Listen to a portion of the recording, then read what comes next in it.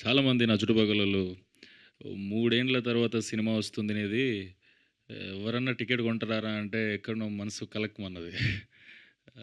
పాపం వాళ్ళు కన్సర్న్‌తోనే చెప్పారు డెఫినెట్‌లీ. ఎందుకంటే అది అట్లాంటి పరిస్థితులనే ఉండే కాబట్టి.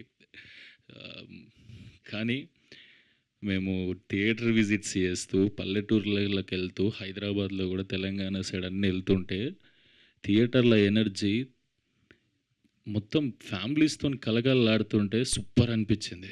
మేం ఫేమస్ అందరూ యూత్ చూషినా, ఈ సినిమా నాకు కొత్త ఆడియన్స్‌ని పరిచయం చేసింది. ప్రతి ఇంట్లోకి తీసుకెళ్ళింది.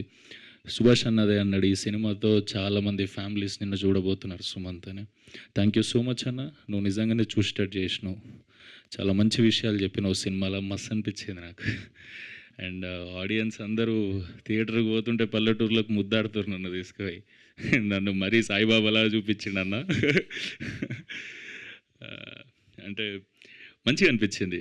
నిజంగా ఇంత మంచోళ్ళు ఉంటారా అని అనుకున్నా నేను కూడా స్క్రిప్ట్ వినేటప్పుడు. కానీ అన్నట్టు మన మమ్మీ డాడీ గురించి మనం చెప్పేటప్పుడు ఏం చెప్తాం, డెఫినెట్లీ గొప్పగా చెప్తాం. వాళ్ళు మన గురించి ఏం చేసారో తెలుసు కాబట్టి.